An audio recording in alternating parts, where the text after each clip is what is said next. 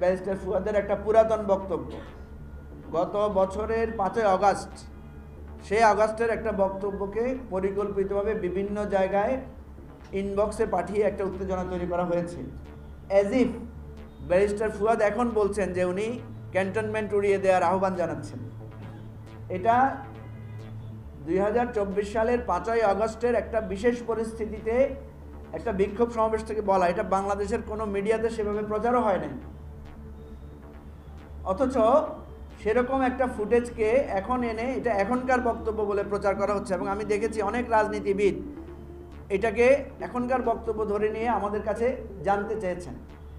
আপনারা ভালো করে তাকালে দেখবেন ওখানে কিন্তু পাশে অ্যাডভোকেট তাজুল ইসলাম দাঁড়ানো আছেন, যিনি chief prosecutor of the international crime tribunal. উনি তো আমাদের দল থেকে পদত্যাগ করেছেন প্রায় আজকে 8 মাস 9 মাস হয়ে গেছে, প্রায় 6 মাসের মতো হয়ে গেছে। তাহলে উনি ওখানে দাঁড়ায় বক্তৃতা দিলেন কিভাবে? এটা তো বোঝাই যাচ্ছে এটা অনেক পুরানো। এবং সেটা আমি নাই, কেন নাই আমি? কারণ আমি তখন জেলখানায়। তো এই ছবিটা, ফুটেজটা আপনারা এটা রিয়েল জায়গাটা খুঁজলে আপনারা পেয়ে যাবেন। সুতরাং এটা একটা মিথ্যা প্রোপাগান্ডা, এটা একটা অযথা উত্তেজনা সৃষ্টি করার চেষ্টা এবং ভয়ভীতি প্রদর্শনের চেষ্টা। এই জন্যই আমরা আজকে সংবাদ সম্মেলনের মাধ্যমে আপনাদের কাছে সেটা ক্লিয়ার করলাম। কালকে রাত্রে আমাকে অনেকে বলেছে যে ফুয়াদকে যদি গ্রেফতার করা হয় তাহলে আমরা রাজপথে নামতে চাই। ঢাকা বিশ্ববিদ্যালয় থেকে, বিভিন্ন কলেজ থেকে, ইভেন নারায়ণগঞ্জ থেকেও আমাকে একজন ফোন করে বলেছেন যে আমরা ঢাকার দিকে মার্চ করতে চাই। তাহলে দেখেন, এই ধরনের একটা বিভ্রান্তিকর তথ্য দিয়ে মানুষের মধ্যে উত্তেজনা তৈরি করা হচ্ছে।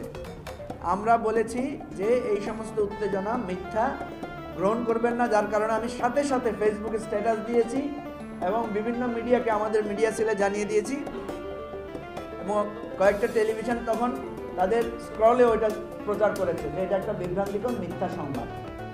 আমরা মনে করি না। আর দ্বিতীয় হচ্ছে, রাজনৈতিক নেতাদের জন্য জেলখানা এটা হচ্ছে দ্বিতীয় বাসস্থান। সুতরাং এটা আমাদের জন্য কোনো ব্যাপার না। আমরা এটার জন্য আইনগত লড়াই এগুলো করবো, যদি জেলে যেতে হয় কখনো আবার করবো, অসুবিধা নেই।